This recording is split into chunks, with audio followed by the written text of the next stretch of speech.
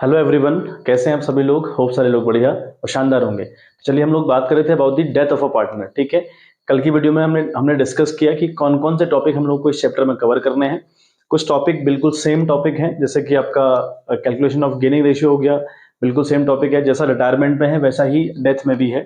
Then हम बात करें treatment of goodwill, treatment of reserve, ये सेम तरीके से ट्रीट किए जाएंगे या इनका सेम तरीका होगा करने का जैसा कि हम कर रहे थे इन द रिटायरमेंट। ठीक है, तो मैंने आपसे कहा था कि जो डिफरेंट टॉपिक हैं उन्हीं के ऊपर हम बात करेंगे। तो जो हमारा पहला डिफरेंट टॉपिक डेथ के केस में होता है, that is calculation of profit of deceased partner. जो बंदा मर रहा है ना, उसके प्रॉफिट की कैलकुलेशन करना कि उसको कितना प्रॉफिट मिलेगा, ये कैलकुलेट करना इज द न्यू टॉपिक।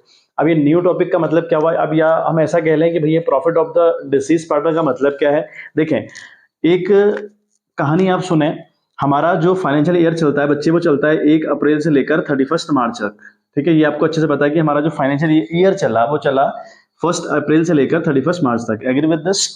अब अगर आपने गौर किया हो, रिटायरमेंट में लगभग केसेस में 31 मार्च को बंदा रिटायरमेंट ले रहा था।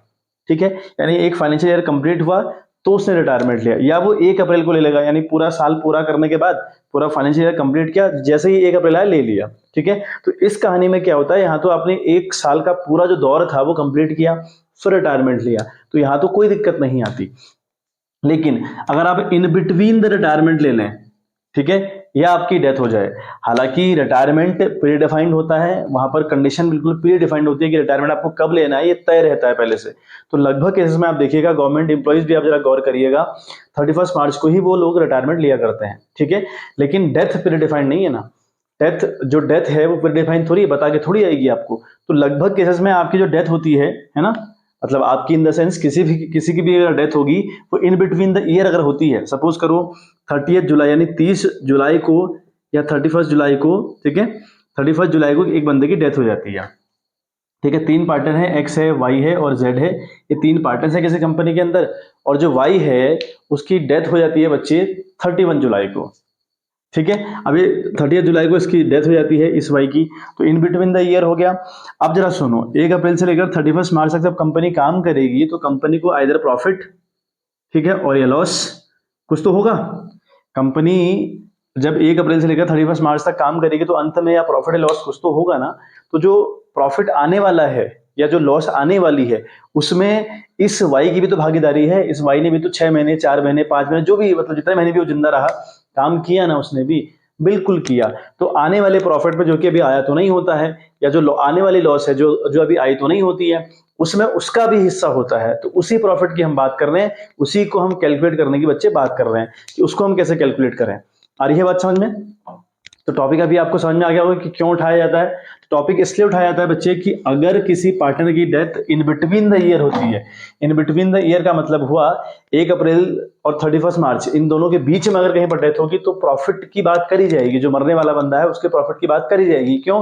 क्योंकि जो आने वाला प्रॉफिट होगा 31 मार्च को, या जो आने वाली लॉस होगी, उसमें उसका भी कहीं ना कहीं कंट्रीब्यूशन रहता है। तो उसको बिल्कुल जायज सी बात है, बिल्कुल सही बात है, इथिकल बात है कि उसको मिलना चाहिए।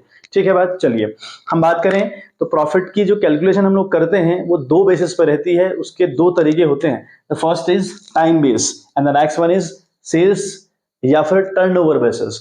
ये 2 तरीके से हम प्रॉफिट को कैलकुलेट करने का काम बच्चे करते हैं। ठीक है, अगर हम बात करें टाइम बेसिस की, तो टाइम बेस पर हम प्रॉफिट किस तरीके से निकालेंगे मरने वाले का। अगर बंदा इन बिटवीन द ईयर मरता है तो फॉर्मूला बनेगा profit of deceased partner is equal to profit for the last year. Last year का प्रॉफिट आपको लेना होगा या लेना होगा एवरेज प्रॉफिट, दोनों में से एक होगा। या तो profit for the last year की बात करी होगी क्वेश्चन ने, या एवरेज प्रॉफिट की बात करी होगी। ठीक है, आ रही बात समझ में? क्वेश्चन आपसे एवरेज प्रॉफिट के लिए कहेगा, अदरवाइज तो फॉर्मूला बच्चे profit for the last year ही काम करेगा। मतलब लास्ट ईयर का प्रॉफिट ही आपको टाइम बेस में लेना होता है। बट अगर आपको क्वेश्चन एम्फोसाइज करे कि भैया नहीं, आप एवरेज प्रॉफिट लो, तब आपने एवरेज प्रॉफिट लेना होता है। लेकिन एवरेज प्रॉफिट की कहानी भी रहती है, ये आपको समझ में आना चाहिए। इनटू टाइम बाई 12, कितने महीने जिंदा रहा, तो टाइम बाई 12, 3 महीने तो 3/12, 4 महीने तो 4/12, 5 महीने तो 5/12, 6 महीने तो 6/12, इस तरीके से आएगा। इनटू हिज शेयर, मरने वाले का शेयर। अब वो हर भी हो सकता है, हिज भी हो सकता है, लेकिन मैंने हिज लिखा है। फिलहाल आपको याद करना है ये फॉर्मूला कि अगर हम टाइम बेस यूज करेंगे तो फॉर्मूला हमारा प्रॉफिट निकालने के लिए मरने वाले बंदे का इस तरीके से होगा बच्चा, ये आपको याद रखना है। ठीक है बात। चलिए हम बात करें सेल्स या टर्नओवर बेसिस पे प्रॉफिट किस तरीके से निकालते हैं, तो द फॉर्मूला इज, आपको सबसे पहले निकालना है रेट ऑफ प्रॉफिट, यानी प्रॉफिट का परसेंटेज कितना होगा जो मरने वाले को मिलेगा, तो वो निकलता है profit for the last year sales for the last year in 200, ये आपका फॉर्मूला बनेगा, ठीक है।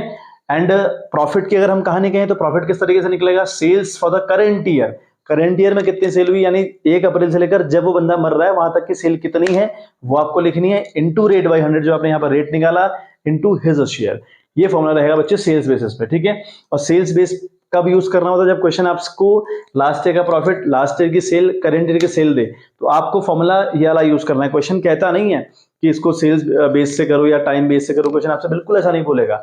आप इस बात का बिल्कुल ध्यान रखें, अगर लास्ट ईयर की प्रॉफिट या एवरेज प्रॉफिट दिया है सिर्फ आपको, तो आपको टाइम बेस यूज करना है, और अगर आपको profit for the last year, sales for the last year and sales for the current year दी है, तो आपको कंफर्म तौर पे यूज करना होगा सेल्स ऑब्लिक टर्नओवर बेसिस, ठीक है। बात एक बार स्क्रीनशॉट लें, फिर हम कुछ आगे की कहानी के ऊपर डिस्कस करें, ठीक है बच्चे।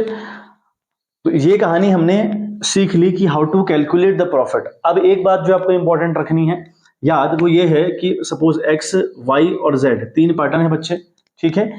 इनका जो रेशियो है ना बच्चे, वो 5:3:2 है सपोज कर लो, और वाई फर्म से रिटायरमेंट ले रहा है, ठीक है। हमने प्रॉफिट भी निकाल लिया वाई का, in between the year profit, in between the year Y ने रिटायरमेंट लिया, और उसका प्रॉफिट भी हमने कैलकुलेट कर लिया कि कितना प्रॉफिट होना चाहिए, इधर हमने सेल्स बेस यूज किया या हमने टाइम बेस यूज किया, लेकिन उसका प्रॉफिट निकाल लिया। अब प्रॉफिट निकालने के बाद एंट्री भी तो करनी पड़ती होंगी, आपको पता है ना कि अकाउंटेंसी में बगैर एंट्री के पत्ता भी नहीं हिल रहा, तो आपको एंट्री तो करनी पड़ेगी।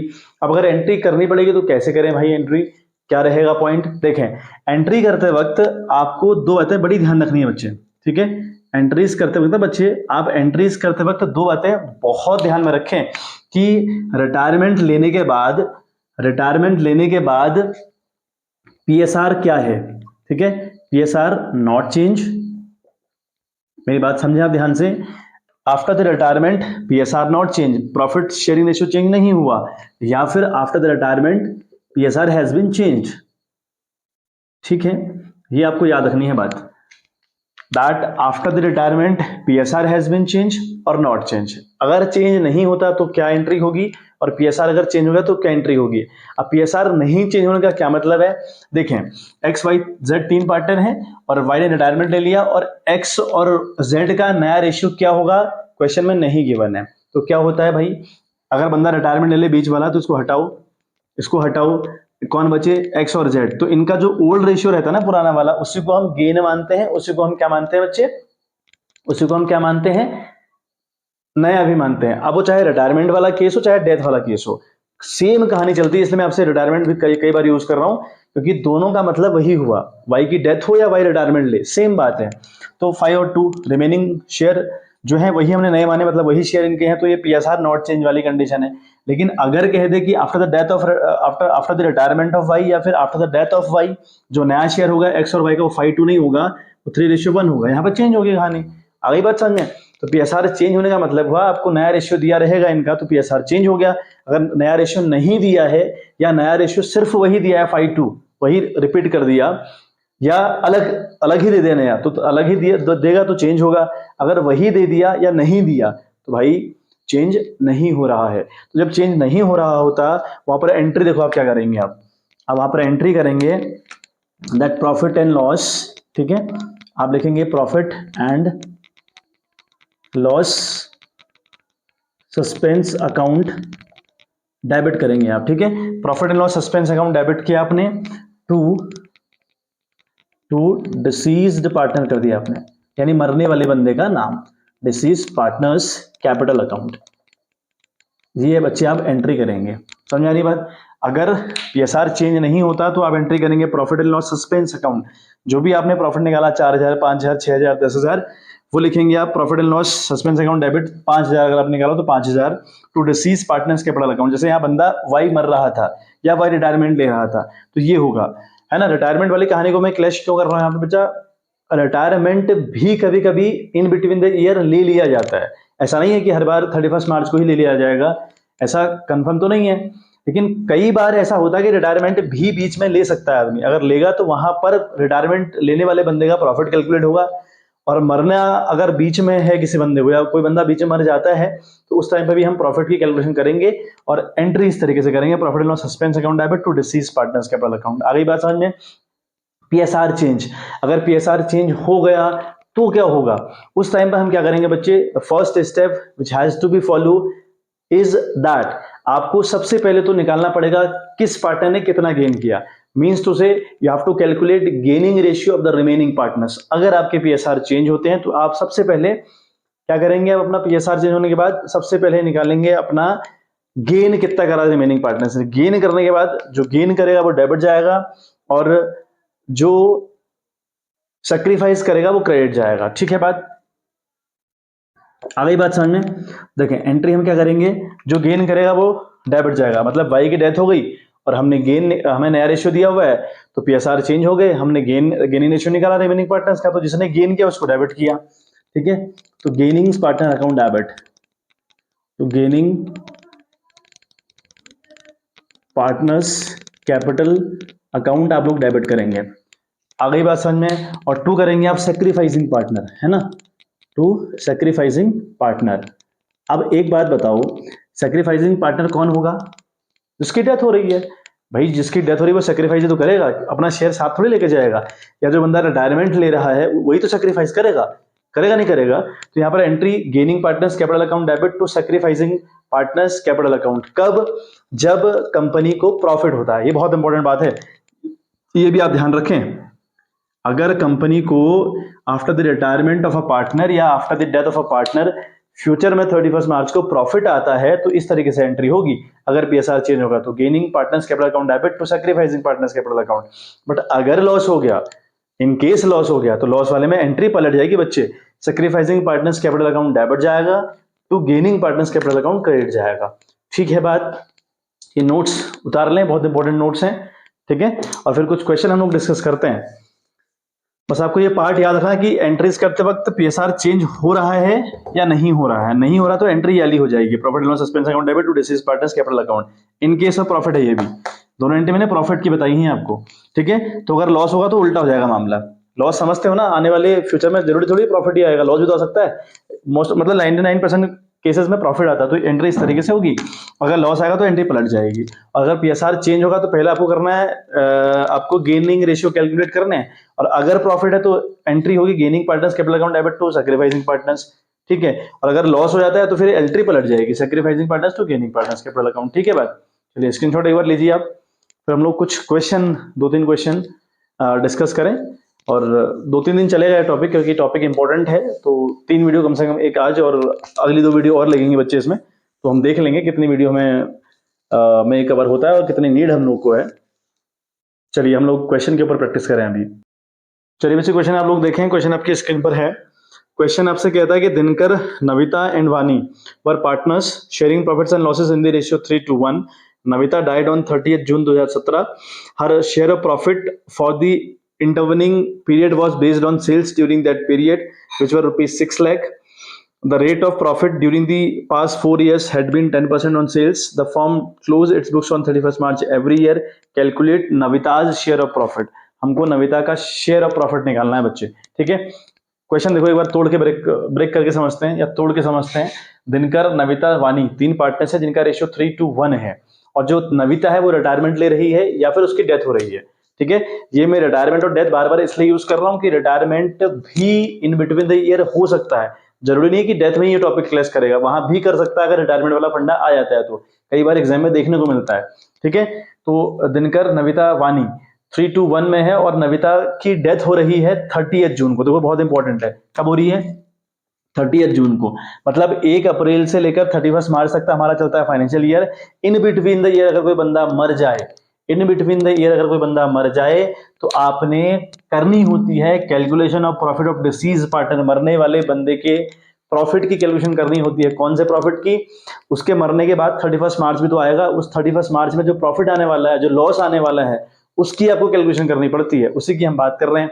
ठीक है, अच्छा किस बेस पर करना है, इसने कहा है कि सेल्स के बेस पे करना है। हमारे पास दो बेस है, एक तो टाइम बेस है, एक सेल्स बेस है। यहाँ पे इसने कहा है कि यहाँ कहा है क्वेश्चन है साफ साफ कि सेल्स बेस पर करना है, और ड्यूरिंग द ईयर जब वो बंदा मर रहा है वहां तक की सेल भी आपको दी है 6 लाख रुपए, तो 6 लाख रुपए करंट ईयर की सेल है।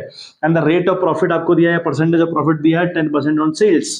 ठीक है, तो सेल्स बेस पर हम देखें, सेल्स बेस पर हमारे दो फॉर्मूले, first of all we have to calculate the percentage of profit, तो दिया है भाई आपको 10%। ठीक है, एंड प्रॉफिट की कैलकुलेशन की अगर हम बात करें तो हम यहाँ पे लिखेंगे, ठीक है, बहुत सिंपल सा क्वेश्चन है, प्रॉफिट ऑफ नविता, यानी जो नविता है मरने वाली बंदी, उसका प्रॉफिट कैसे निकलेगा, करंट ईयर की सेल है ना, sale of current year is ₹6 lakh, ठीक हो गया, करंट ईयर की sale into rate by 100, that is 10/100, ठीक है, इनटू हिज शेयर, हर शेयर वट एवर, तो 2 उसका शेयर है, 2/3, 2 5 और 1 6, तो 2/6 आ गया। समझ में आ गई बात आपको, तो 2 0, ये 0 से 0 कैंसिल हुआ, ठीक है, 2 3 6 हुआ, और 3 2 6 हुआ, तो 1 2 3 4, यानी उसको मिल रहा है बच्चे 20,000 रुपए, यानी जो नविता है उसको 20,000 का प्रॉफिट मिल रहा है। ठीक है, कंपनी कह रही है कि सेल की वजह से प्रॉफिट देना, तो प्रॉफिट की बात हुई, सेल लॉस की बात नहीं हुई है, तो प्रॉफिट उसको मिलने वाला है 20,000।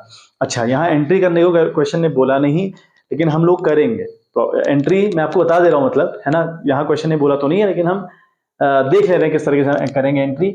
दिनकर नविता वानी, वानी के मरने के बाद दिनकर और वानी का नया शेयर दिया है क्या आपको, नहीं, वही तो शेयर है 3 और 1, तो यहाँ पे रेशियो चेंज नहीं हो रहा। एंट्री करते वक्त आपको तुरंत माइंड में ख्याल लाना है कि पीएसआर चेंज हो रहा है कि नहीं हो रहा। अब अगर नहीं हो रहा है तो entry in case of profit होती है, profit and loss suspense account debit 20,000 to Navita's capital account 20,000, मैं कर दे रहा हूं बच्चे एंट्री। ठीक है, एंट्री यहां पर करेंगे आप लोग, प्रॉफिट एंड, ठीक है, लॉस सस्पेंस अकाउंट, ठीक है, आपका डेबिट जाएगा with ₹20,000, profit and loss suspense account debit किया विथ ₹20,000। टू लिखेंगे हम नविता, यानी मिलने वाला तो नविता को है ना, वो टू नविताज, मैंने कहा डिसीज पार्टनर यानी मरने वाला बंदा, to Navita's capital account, to Navita's capital account आपका क्रेडिट जाएगा विथ ₹20,000। यहाँ पे हम नरेशन लिखेंगे, बीइंग, ठीक है, profit of Navita till the time of her death, ठीक है, is transfer to her capital account, ये आपको नरेशन लिखनी होगी बच्चे। ठीक है, चलिए एक बार स्क्रीनशॉट ले लें और एक आधा क्वेश्चन हम लोग फिर से प्रैक्टिस करते हैं। देखिए बच्चे, नेक्स्ट वाला क्वेश्चन देखें आप, Anil, Sunil and Hari were partners sharing profits equally, Sunil died on 31 December 2020, in terms of the partnership deed accounts were prepared for the period of ended 31 December, यानी इस कंपनी के जो अकाउंट है ना बच्चे, वो 31 दिसंबर तक चलते हैं। ठीक है, and net profit was determined at ₹6 lakhs, pass the general entry for the profit share of the partners, ये इसने बात कही है। क्वेश्चन थोड़ा सा ब्रेक करके अगर समझें तो कहानी ये है कि अनिल, सुनील और हरी 3 पार्टनर्स हैं, और जो बंदा सुनील है ना, जो बंदा सुनील है, इसकी डेथ हो रही है 31 दिसंबर को। ठीक है, ठीक हो गया। अब 31 दिसंबर की अगर हम बात करें तो आपको एक बात फिर ध्यान रखनी है कि कंपनी अपनी बुक्स क्लोज कब करती है ना, जनरली हम इंडिया में देखें तो 31 मार्च को हम लोग अपनी बुक्स क्लोज करते हैं, लेकिन यहाँ क्वेश्चन बोल रहा है कि इस कंपनी की बुक्स क्लोज होती है 31 दिसंबर को। ठीक है, तो सुनील ने जो सुनील बंदा है उसकी डेथ कब होती है, या उसने रिटायरमेंट कब लिया, 31 दिसंबर को उसकी डेथ हो रही है, उसने रिटायरमेंट लिया, दोनों बात एक ही जैसे समझ में आ रहा होगा अभी। तो 31 दिसंबर को उसकी डेथ होती है, यानी अकाउंट का जो पूरा एरा था वो तो पूरा पूरा कंप्लीट हुआ, इन बिटवीन द ईयर तो बात ही नहीं आई। जब इन बिटवीन द ईयर बात नहीं आती तो भाई इस प्रॉफिट की तो हम बात नहीं करते, जो हम प्रॉफिट एंड लॉस सस्पेंस कह रहे हैं उसकी तो हम बात ही नहीं करते। ठीक है, यानी ये जो प्रॉफिट है 6 लाख रुपए, ये among the all partners, Anil, Sunil, Hari, तीनों इक्वल पार्टनर्स हैं, तो इक्वली बढ़ जाएगा। तो एंट्री यहां पर क्या होगी बच्चे, यहां पर एंट्री रहेगी profit and loss appropriation account debit. ठीक है, ये आपका डेबिट जाएगा विथ ₹6 लाख, एंड दे 3, जो तीनों के तीनों पार्टनर्स हैं, आर द इक्वल पार्टनर्स, तो लिखेंगे हम 2, ठीक है, अनिल, पहले तो है Anil's capital account, to Anil's capital account, फिर हम लिखेंगे 2 सुनील्स कैपिटल अकाउंट, ठीक है, सुनील्स कैपिटल अकाउंट, और अगला हम लिखेंगे टू हरीज कैपिटल अकाउंट। ठीक है, इनको हम क्रेडिट करेंगे तीनों को ही, तो वो आपका हो जाएगा बच्चे 2 लाख रुपए इसका, और 2 लाख रुपए इसका एंड 2 लाख रुपए इसका बचे। तो being profit transfer to partners capital account in the old ratio. Profit and loss suspense यानी जो in between the year profit की हम बात करें, हमने क्यों नहीं करा? क्योंकि इस बंदे की death in between the year नहीं हुई, 31 दिसंबर को हुई और ये कंपनी 31 दिसंबर को ही अपनी बुक्स क्लोज करती है। स्क्रीनशॉट लें एक बार आप। तो बेटा अगले क्वेश्चन आप देखें, A B and C were partners in a firm sharing profits and losses in the ratio 2:1 लिखा है और कहता है कि on 25 February 2019 B died. B's share of profit till the date of his death was calculated at ₹5,000। यानी जो B है, इस बंदे की डेथ होती है 25 फरवरी को और इस बंदे की डेथ तक का जो प्रॉफिट है ना, 5,000 रुपए कैलकुलेट करके आपको दे रखा है। ठीक है, तो pass the necessary journal entry for the same in the books of the firm. खाली आपको एंट्री मारनी है। ठीक है बात, देखिए एक बार समझे क्वेश्चन, बहुत आसान सा क्वेश्चन है। ए बी सी 3 पार्टनर्स है, बी की डेथ हो रही है 25 फेब को। 25 फेब का मतलब हुआ इन बिटवीन द ईयर मर रहा है इन बिटवीन द ईयर। तो इन बिटवीन द ईयर का मतलब हुआ हमें calculation of profit for the disease partner करनी पड़ेगी अगर इन बिटवीन द ईयर मरे। लेकिन यहाँ प्रॉफिट आपको उसकी डेथ तक का जो प्रॉफिट है ना बच्चे बी का, वो 5,000 आपको दे दिया ऑलरेडी। तो आपको सिर्फ एंट्री करनी है। अब एंट्री करते वक्त आपको ध्यान रखना है कि after the death of a partner जो रिमेनिंग पार्टनर्स है ए और सी, क्या उनका शेयर चेंज हुआ या नहीं? तो यहाँ ए और सी का शेयर चेंज नहीं हुआ। क्यों? क्योंकि नया शेयर तो दिया ही नहीं है, दिया नहीं ना, तो दिया नहीं है तो इनका प्रॉफिट शेयर रेशियो चेंज नहीं हुआ। तो जब शेयर चेंज नहीं होता तो एंट्री होती है बच्चे profit and loss suspense account debit 5,000 रुपया। ठीक है, टू बीज कैपिटल अकाउंट क्रेडिट विथ ₹5,000। तो क्या एंट्री मारनी है? Profit and loss suspense account debit करो 5,000 रुपए से, टू बीज कैपिटल अकाउंट क्रेडिट करो 5,000 रुपए से और नरेशन लिखो इसमें being profit of B till the time of his death transfer to his capital account. आ गई बात समझ में? तो ये कर लीजिएगा। तो 3 क्वेश्चन हमने थोड़ा सा अलग अलग थे डिस्कस किए। पहला क्वेश्चन था सेल्स की बेस पे जहां पे आपको बहुत सारी चीजें दी हुई थी। अगला आपको कंफ्यूज कर रहा था क्वेश्चन की 31 दिसंबर को मर रहा है, लेकिन हमने देखा कि बुक्स में लिखा हुआ था कि 31 दिसंबर तक का ही अकाउंट बनाती है ये कंपनी, या इसका जो फाइनेंशियल ईयर है वो 31 दिसंबर तक का ही चलता है। ठीक है, इस क्वेश्चन में आपने देखा कि इन बिटवीन द ईयर तो हो रही थी डेथ, लेकिन प्रॉफिट आपको निकाल के दिया हुआ है। ठीक, कुछ और जो कंफ्यूजिंग क्वेश्चंस रहेंगे कल की वीडियो में हम 5 से 7 क्वेश्चन लगभग डिस्कस करेंगे और अगर कल टॉपिक कवर अप हुआ तो कल ही हम इसको समाप्त करेंगे, अदरवाइज हम तीसरी एक वीडियो और इसके रिगार्डिंग देखेंगे और चीजों को कवर अप करने का प्रयास करेंगे। ठीक है, चलिए मिलते हैं आपसे इन द नेक्स्ट वीडियो, तब तक के लिए bye bye, have a good day.